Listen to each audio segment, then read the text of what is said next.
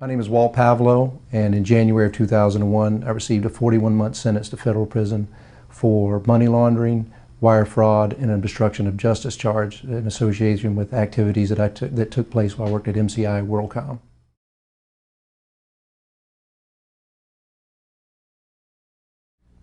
The thought that I had initially had in meeting with my outside partner was, when a partner at the time, was that I'm missing something in this entire equation.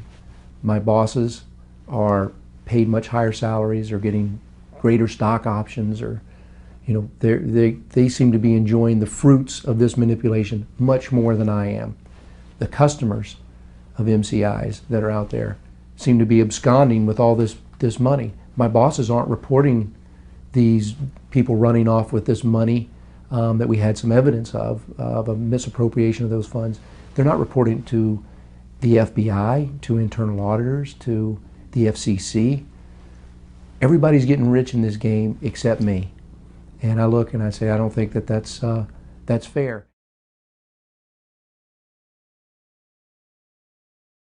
Back up until 1995, I had a very good boss that I worked for, very high ethical standards, and he was one of the most remarkable people I ever worked with. He's my mentor. In late 1995, under pressure, and I had talked to him, we had collaborated on the problems that we were seeing, but under pressure, he resigned and moved to another part of MCI. At the same time, I had written the memo saying that I think 1996 is going to be a problem. And with those two events happening, losing my mentor, a rejection of a memo with regard to the bad debt that I saw coming, I was promoted to senior manager. So now they're telling me, it's now your problem.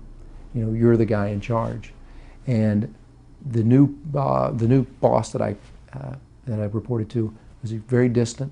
We met very seldom. He traveled a good bit. He trusted me. He believed in my experience that I could get the job done. So that relationship fostered an area where I could even be more creative, which eventually led, that looseness of not having somebody to talk to, not have somebody that you trusted to tell about your problems, was a large contributing factor to the decisions that I ultimately made.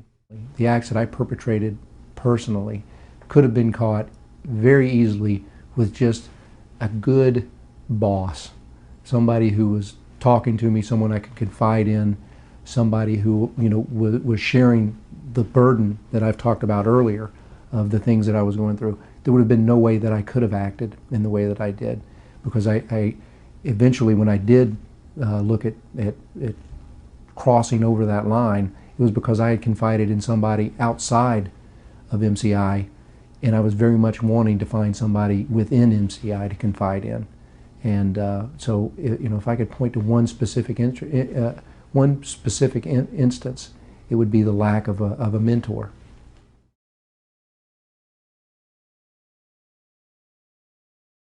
Had I been in the situation that I was, where I was asked on behalf of my corporation to manipulate financial records, to somehow meet goals that I knew were unattainable unless I did act, I would have walked away.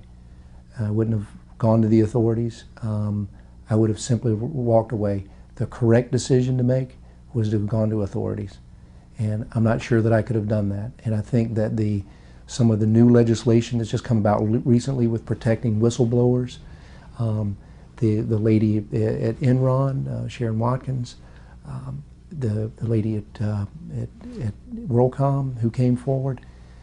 It is so important for people to know that they can be protected in the event that they are compromised, and it's important that the government look and seek to protect that person.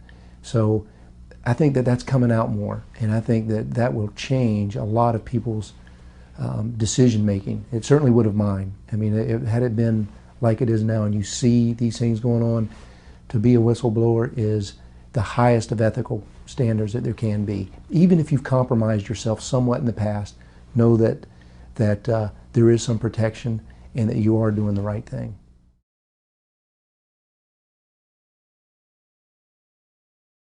I think the Sarbanes-Oxley Act itself means well, but Sarbanes-Oxley wasn't around when we were manipulating financial records. There were plenty of laws, there were plenty of guidelines which guided, an organization and how they were supposed to act.